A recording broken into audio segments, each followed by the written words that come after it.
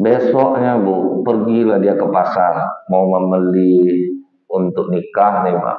Terdengar pengumuman, pasukan Muslim berkumpul, kita akan berperang.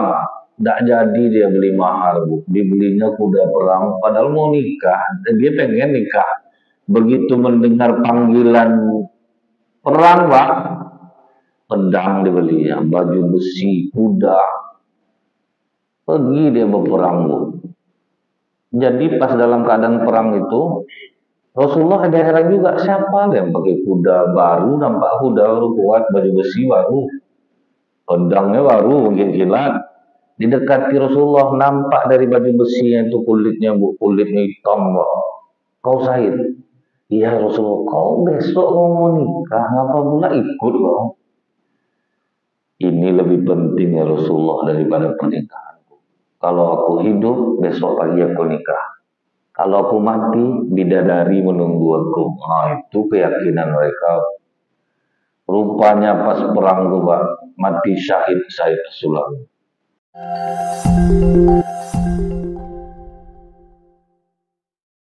Ibnu Abi Syaibah meriwayatkan dari Abu Sa'id radhiyallahu an, dia mengatakan suatu hari Rasulullah menemui kami di masjid. Saat itu Rasulullah sambil mengikat kepalanya Pak, dalam keadaan sakit yang teramat sangat. Nampak Rasulullah itu menahan sakit dengan diikatnya kepalanya.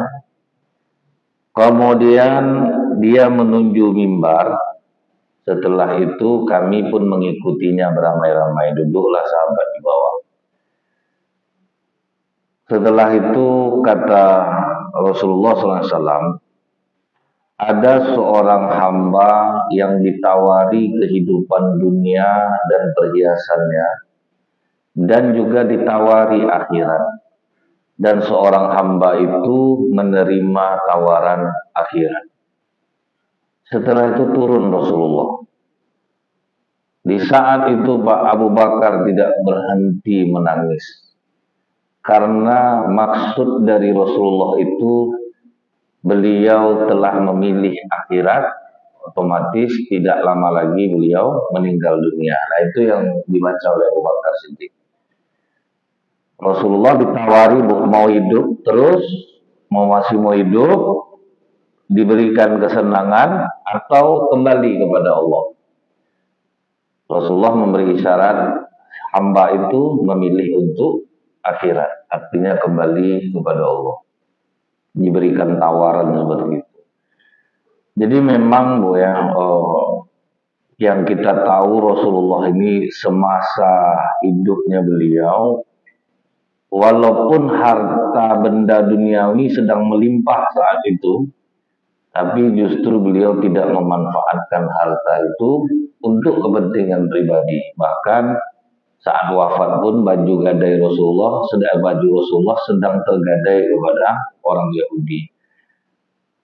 Artinya umat Islam ini Bu, boleh kita kaya, boleh kita hidup senang, tapi gunakanlah kekayaan itu untuk mendekat kepada Allah, bukan untuk kemanfaatan pribadi.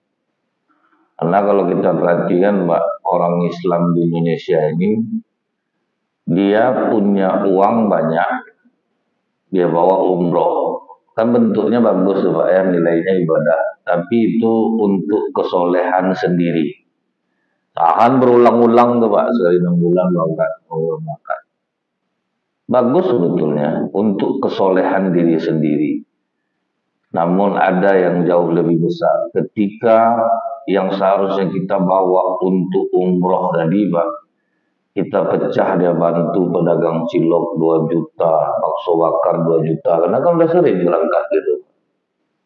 Nah ini kadang yang tidak disadari oleh masyarakat, bahwa Rasulullah itu umroh cuman sekitar 2 kali, padahal dekat Pak Haji 1 kali. Artinya Rasulullah dan para sahabat itu bukan tidak mampu untuk melaksanakan haji berulang-ulang. Jadi Umatnya ini kadang berlebih daripada Rasulullah, Pak. Ada duit berangkat umroh, ada duit ya daripada kami liburan, betul. Kalau misal ada waktu itu satu keluarga 18 orang, kami daripada berlibur ke Paris, mendinglah kami libur umroh, bagus. Cuman kalau yang udah sering itu sebaiknya harta nampak masjid kita ada pembangunan lebih baik dahulu kan ke sana, lebih ke arah pembangunan mental dan jiwa masyarakat agar sadar untuk datang ke masjid. Ingat saya dulu tuh Bu ya, orang mengundang hadir pengajian di dalam bawah undangan itu Pak, setiap yang datang akan diberikan biaya transportasi 50.000 penuh tempat doa. Jadi bagus dia tuh digunakannya duitnya untuk supaya membawa orang dekat kepada Allah. Kenapa saya katakan demikian? Kalau kita ingat lagi Bu ya, seorang ulama yang pernah membawa rombongan haji dan pada tahun itu orang masih jalan kaki naik haji. Rabi'ah bin Sulaiman. Jadi dibawalah rombongan haji ini oleh Rabi'ah bin Sulaiman dengan membawa uang sekitar 600 dirham masing-masing jamaah. Pas sampai di kota Kufah, Irak, nampak oleh dia seorang ibu-ibu sedang memotong-potong daging bangkai keledai. Curiga dia Bu, ngapa dipotong daging bangkai ini oleh ibu? Diam-diam dia ikuti, tapi bukan untuk melihat aibnya. Nah, jadi penasaran nih untuk apa daging bangkai keledai ini. Sampailah ibu ini ke sebuah rumah. Terdengarlah oleh Rabi'ah bin Sulaiman percakapan ibu ini dengan anak perempuan. Nak, cuci bersih-bersih daging bangkai ini. Suasana kita darurat. Sudah 4 hari kita tidak makan. Cuci bersih-bersih, masak daging bangkainya. Oh, langsung diketok oleh Rabi'ah. Assalamualaikum. Kenapa mau dimakan daging bangkainya? Ini kan haram dalam Islam. Kata ibu ini, maaf Tuhan, Anda siapa? Enggak, saya rombongan jamaah haji. Saya sudah melihat ibu dari tadi memotong daging bangkai keledai. Ternyata apa yang saya takutkan terjadi, ibu akan makan daging bangkai keledai itu bersama anak-anak. Kami tidak punya pencarian Tuhan semenjak suami saya meninggal. Pekerjaan pun tidak ada. Jadi kami terpaksa memakan daging bangkai ini. Jangan dimakan Bu, buang daging itu. Pergilah Rabi'ah bin Sulaiman ini ke rombongan jamaah hajinya. Di sini ada seorang hamba Allah yang kesusahan. Dia tidak punya suami. Adakah di antara kita yang mau menyumbangkan harta kita? Semua mengatakan uang kita pas untuk perjalanan 6 bulan, pulang dan pergi. Tidak mungkinlah kita mau sedekah. Akhirnya kata Rabi'ah Sulaiman, aku coba menawarkan kebaikan ini kepada kalian. Karena aku yang akan membiayai ibu itu sebenarnya. Nah, jadi kalau kalian tidak ada yang nyumbang, aku menawarkan kebaikan. Tidak ada yang mau, aku yang akan menanggungnya. Akhirnya Rabi'ah bin Sulaiman tidak melaksanakan haji demi membantu ibu yang punya anak yatim. Kalau kita secara apa nih, pada pentinglah haji lagi. Nah, tapi rupanya kalau ulama tidak ke situ begini Pak. Ada yang lebih penting yaitu memberikan kehidupan kepada orang lain. Makanya zikir yang tertinggi walaupun kita memberikan orang separuh kurma. Artinya Pak, memberi kehidupan untuk orang lain. Tidak dipikirnya kesolehan pribadi dia Pak. Dikasihnya uang 600 dirham untuk ibu. Dia pun akhirnya tidak menunaikan ibadah haji. Perasaan ini yang hilang di umat Islam sekarang. Menyumbang, kalau rasanya yang mengajak itu tokoh, saya pernah nengok tuh Bu. Saya tahu betul masjid dekat rumah bapak itu aja kerannya tanggal-tanggal Pak. Tapi nampak saya dia megang spanduk menyumbang ke suatu lembaga 500 juta. Oh, masih ini rupanya sifat orang kita nih. Kalau yang sifatnya tuh nampak, ada tokoh yang mengajak, dia mau nyambung besar. Saya tahu betul, masjid dekat rumahnya itu aja tanggung parahnya lagi. Sempat dikasihnya 500 juta itu pun masjidnya, wah udah mewah tuh Pak. Tapi karena di tahun ada tokoh tuh nanti yang memegang, dia memegang, masih butuh nama gitu Pak. Sementara kita tahu masjid dekat rumahnya aja terbengkalai, nyumbang besar. Nah, itulah kadang kita ini lupa bahwa memberikan kehidupan untuk orang lain itu tuh besar efeknya bagi jiwa. Makanya para sahabat tuh mereka kaya-kaya tapi banyak yang kelaparan. Disebabkan apa? Lebih mendahulukan orang lain dari dirinya sendiri. Nah, itu tuh yang dahsyat tuh. Jadi Rasulullah ini disuruh pilih, mau pilih dunia enggak? Dikasih dunia, dikasih perhiasannya. Kata Rasulullah, aku lebih memilih akhirat. Dan memang terbukti ya Bu ya, waktu kita susah, itu sepertinya hidup itu menderita dan membayangkan kalau kita berduit pasti lebih enak.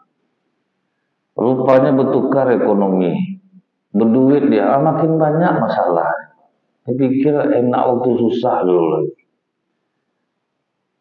Kalau kita lihat misalnya macam Michael Jackson dulu, dari kecil udah terkenal.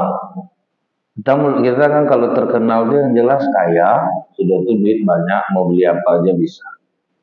Udah terkenal, udah kaya, nggak bisa lah duduk sembarangan lagi Bu. Duduk di sini dikejar orang, mau kemari kejar orang, sampai payah menyembunyikan mukanya. Ternyata tidak bahagia dia dengan ketenaran dia, sampai akhirnya dia overdosis. Jadi memang yang dikatakan Rasulullah itu betul.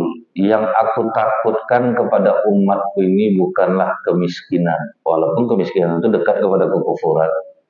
Tapi yang paling aku takutkan kepada umatku ini ketika dunia dibentangkan, ketika banyak duit gitu Pak, itu yang lebih mengerikan.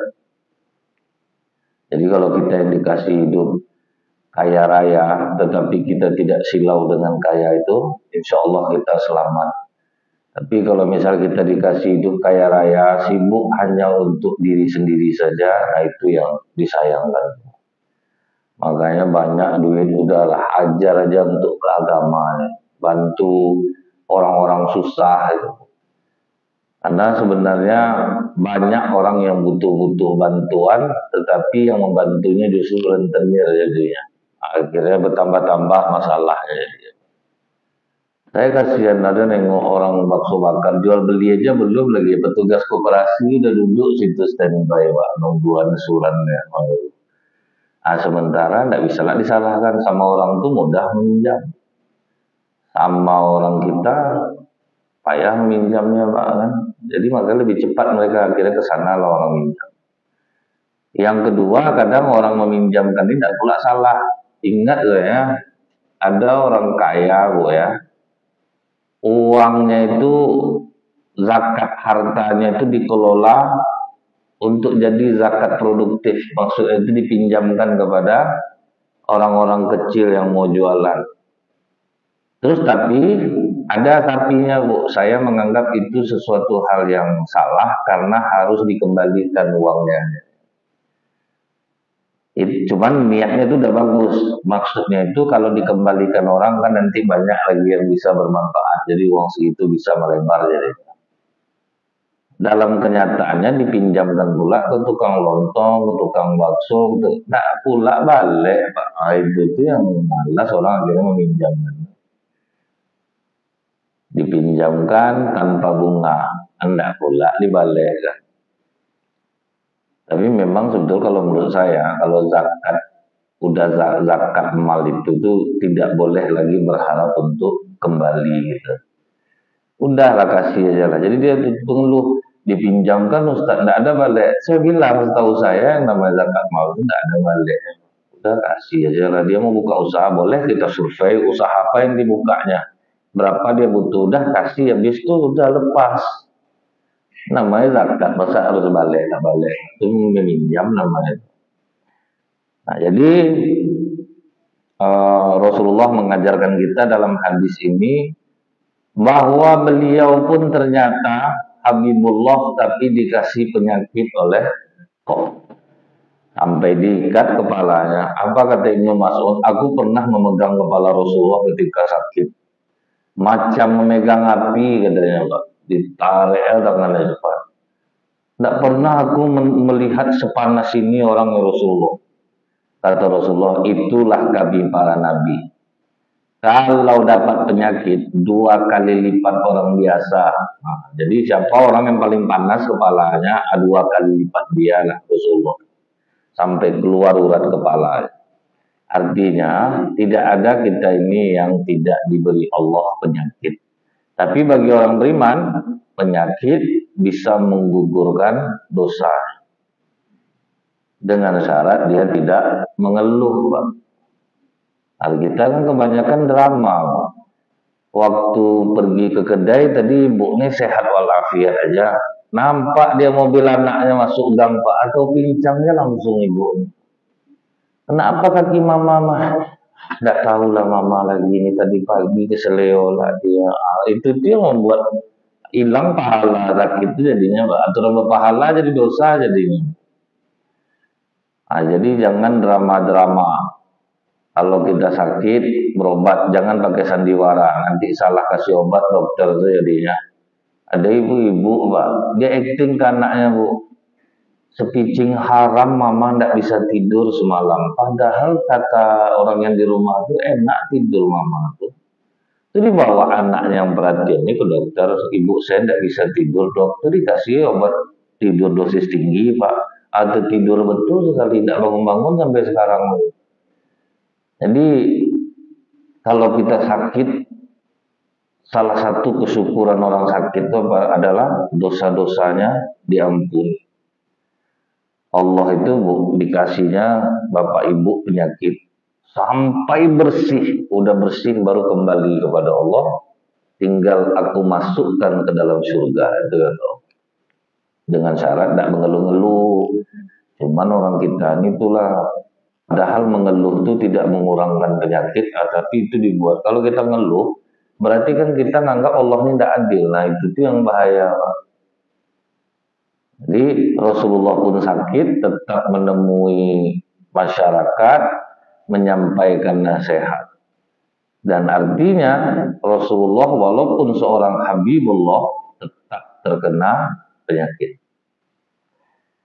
Kemudian Bu, ini dari Tabrani meriwayatkan beserta sanadnya dari Ibnu Abbas radhiyallahu an, setelah turun ayat idza jaa nasrullah wal fath, apabila telah datang pertolongan Allah dan kemenangan.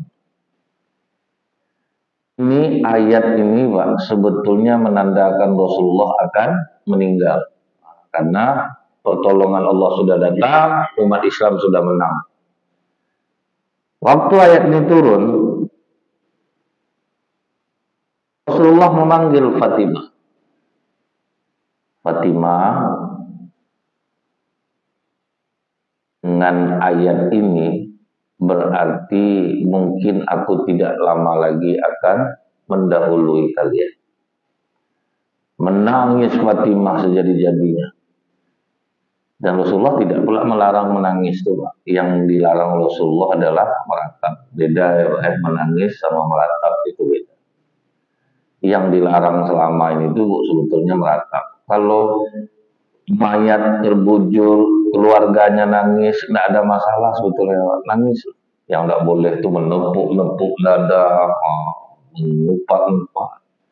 Duluan pula abang mati Bang, menyesal aku nikah sama abang. Dulu banyak laki-laki yang mau sama aku, demi abang aku tinggalkan laki-laki itu. Aku kalau tahu aku nak nikah sama abang, itu yang tidak boleh Pak.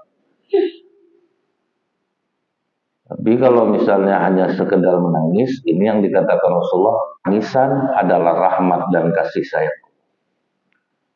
Kan pernah sahabat ditengoknya Rasulullah menangis Pak, Rasulullah tapi kau melarang menangis. Kalau kan waktu itu anak Rasulullah meninggal yang bernama Ibrahim, anak dari Maria binti Qobtiyah. Kata Rasulullah, tangisan adalah rahmat dan kasih sayang. Yang aku larang kalian merapat, meninju-ninju dinding, apa merobek-robek baju, itu yang tidak boleh. Tapi kalau menangis silahkan. Nah, Fatimah menangis, Rasulullah kan tidak melarang. Habis Fatimah menangis sejadi-jadinya, tiba-tiba Fatimah tersenyum. Ditanya oleh salah seorang istri Rasulullah, tadi kau menangis, tahu-tahu kenapa engkau tiba-tiba tersenyum? Kata Rasulullah bahwa Rasulullah tidak lama lagi akan meninggalkan kita. Itu yang membuat aku menangis. Tapi Rasulullah mengatakan, dari keluargaku, engkau yang pertama kali menyusulku. Setelah kematian Rasulullah, itu engkau Fatimah. Mendengar itu Fatimah tersenyum. Bahagia akan ketemu ayahnya dan masuk surga. Tempat ibu begitu kan macam mana, Bu?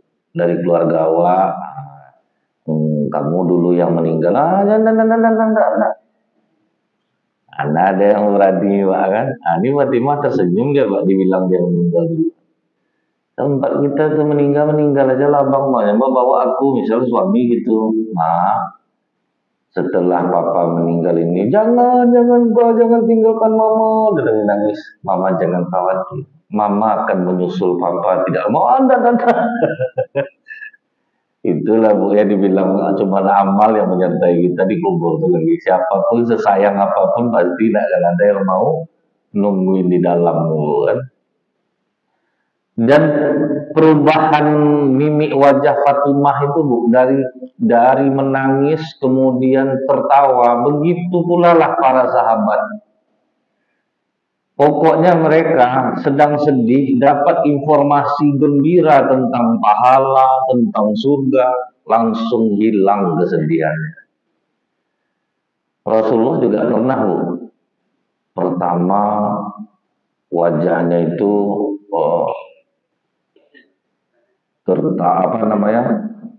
menangis. Tidak lama kemudian Rasulullah tersenyum, kemudian Rasulullah berpaling. Nah, jadi perubahan para sahabat itu, Bu, ketika dijanjikan akhirat itu kecepatannya dahsyat, Pak. Karena apa? Ketundukan mereka kepada Allah. Kalau kita kan kalau dihibur-hibur orang itu kan lama, Pak, kan? Sabar aja lah, Bu, mana tahu ibu nanti dapat musibah akan diganti Allah dengan kenikmatan. Dia saya tuh tidak bisa terima, ya pasti gitu, Pak, kan? Nah, cobalah diceritakannya panjang lebar. Ada, Bu, sahabat Rasulullah itu boleh dibilang orangnya itu pendek dan wajahnya itu paling jelek. Dia ada dua riwayat, ada namanya Julaibib, tapi kalau dalam hadis ini namanya Said As-Sulami, Pak. Pas Rasulullah ceramah, Pak, bertanya lah dia, maaf ya Rasulullah, aku ingin bertanya. Apa pertanyaanmu, Said?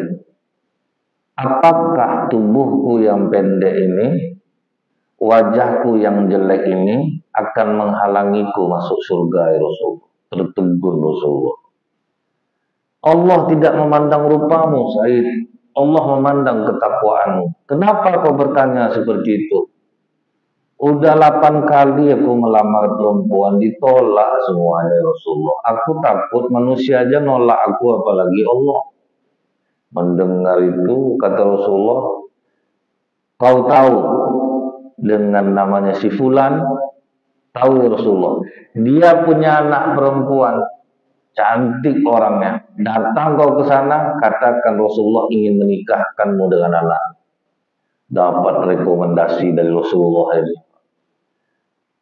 Pergilah dia dengan senang hati ke rumah orang yang ditunjuk Rasulullah. Assalamualaikum. Waalaikumsalam. Siapa di luar? Said As-Sulami. Oh, kau ngapa kemari, Said? Aku diperintahkan Rasulullah kemari, katanya kau ada anak perempuan dan mau dinikahkan dengan aku. Kau yang memandai-mandai, kau Said. Bawaan nama Rasulullah. Aku tidak mau punya menantu macam kau, kan wajar aja, Pak, kan? Oh, kau bohong-bohong lah kau kesini. Itu terserah kau, kata Said. Aku cuma menjalankan apa yang disampaikan Rasulullah. Kalau kau tidak mau, ya udahlah. Dia pas jalan bu, pulang arah Rasulullah, keluar anak perempuan itu ngasih tahu ayah, ayah, kalau Rasulullah yang meminta, jangan tolak ayah. Akan turun ayat mengenai penolakan ayah nanti. Aku rela ya, karena dia rekomendasi Rasulullah. Berarti dia bukan sahabat sembarangan. Aku tidak akan memandang rupanya. Itu kalau anak gadis kita ada bunuh diri dia juga. Walaupun di bawah nama Rasulullah, nah aku nak mau tahu Rasulullah, aku nak mau tahu. Tapi ini walaupun dia berwajah cantik, bu, imannya itu kuat. Ini rekomendasi Rasulullah. Langsung dia katakan, ayah, cepat ayah, aku mau nikah sama dia. Si Said ini udah sampai dekat Rasulullah, ditanya Rasulullah, gimana Said? Seperti biasa lah ya Rasulullah. Ditolak lah itu. Jadi dia lebih santai bu, karena punya pengalaman ditolak 8 kali pak. Jadi memang pengalaman itu kita butuh rupanya bu. Jadi tidak pengibati kita nih bu. Saya kalau tengok bu ya, yang paling kuat mentalnya di dunia kerja itu orang kerja rumah makan. Saya pas pernah ke dapur rumah makan, ngeri bu. Sadis-sadis mulut orang di belakang itu rupanya pak. Oh, jadi pantas kebal-kebal pak. Tidak ada yang melo-melo lagi. Kalau orang kerja di dapur rumah makan, dijamin mentalnya kuat pak. Sadis-sadis mulutnya lupa bu, saya tuh perangga-perangga. Tapi ya memang seperti itu. Kalau orang udah biasa kena kasari, dimaki, aman perasaannya bang. Nggak, tetap bisa tidur, tenang malam pak. Jadi kalau di masyarakat kena maki-maki itu santai deh. Makanya Said As-Sulami ini santai aja. Nggak lama suruh itu datang bapak laki-laki itu, ya Rasulullah maafkan aku sangka dia tadi buat ngomong aja. Anakku mau ya Rasulullah. Begitu mendengar anak perempuan yang mau bertakbir seluruh sahabat pak. Datang Utsman bin Affan, aku nyumbang sekian. Abu Bakar nyumbang sekian. Bahagialah dia pak.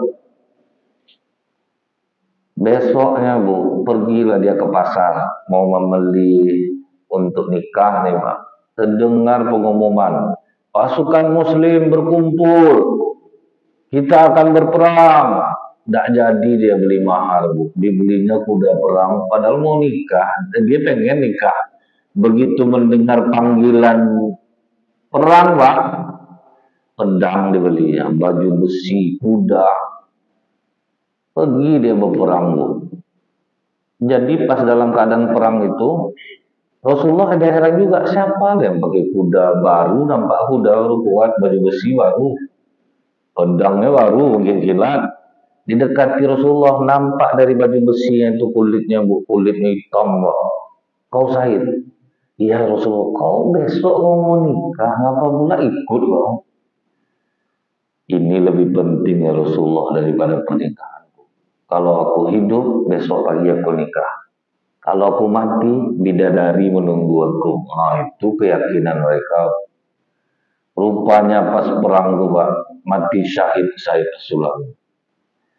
Rasulullah begitu melihat jenazah itu, pertama Rasulullah menangis pak, menangis sejadi-jadinya bu. Setelah itu Rasulullah tersenyum selebar-lebarnya, itulah perubahan wajah itu pak. Kemudian Rasulullah langsung berpaling darinya dan meninggalkannya. Agak cepat Rasulullah pergi. Disitulah sahabat bertanya, ya Rasulullah, tadi kami melihat wajah engkau menangis. Setelah itu tiba-tiba engkau tertawa. Setelah itu tiba-tiba kau seperti membenci Said dan berpaling dari. Kata Rasulullah, aku menangis karena manusia macam Said As-Sulami ini langka. Besok mau nikah malah perang hari ini. Apa tidak langka yang punya keyakinan seperti itu? Ya cobalah bu, misalnya anak ibu mau nikah besok tuh pergi perang, mungkin ibu tatar-tatar dari siang tuh pak, berpikir otak kau tuh sedikit, kau mau nikah besok, tidak usah pergi perang lagi ngantar undangan aja tidak boleh pak, nanti kau besok mau nikah jangan undangan pula ngantar lagi, ngantar undangan aja tidak boleh, jatuh kau nanti. Nah, ini perang deh bu, apa tidak langka manusia dan ini. Terus tiba-tiba kata Rasulullah, yang membuat aku tertawa, Allah memperlihatkan surga untuk Said kepadaku.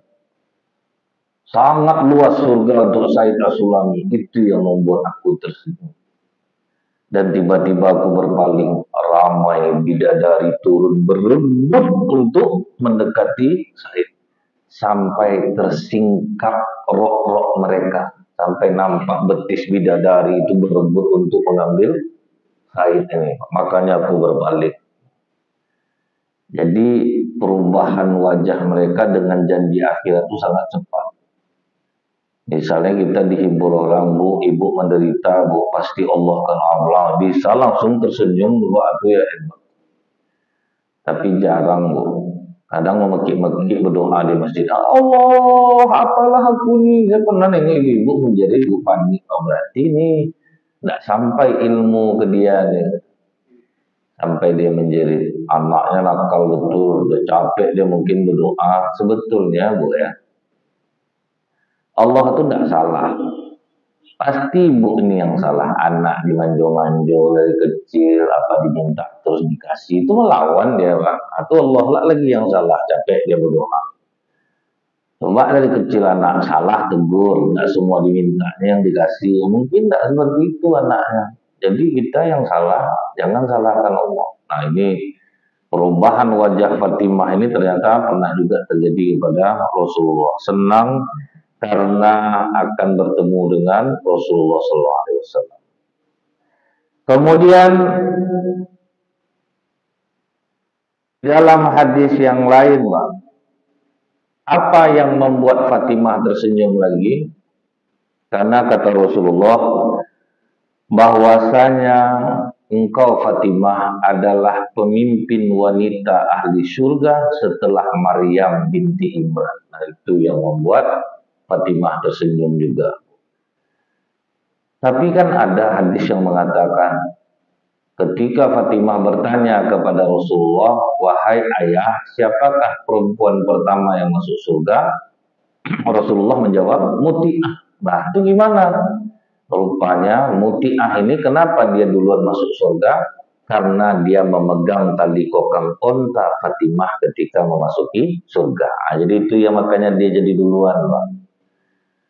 Fatimah ini, Bu, pelajaran dari ayahnya itu lengkap, terutama tentang berbakti kepada suami. Fatimah itu pernah, Bu, mengajukan ke Rasulullah, kasihlah aku budak ayah, tidak sanggup aku menggiling tepung ini menunggu.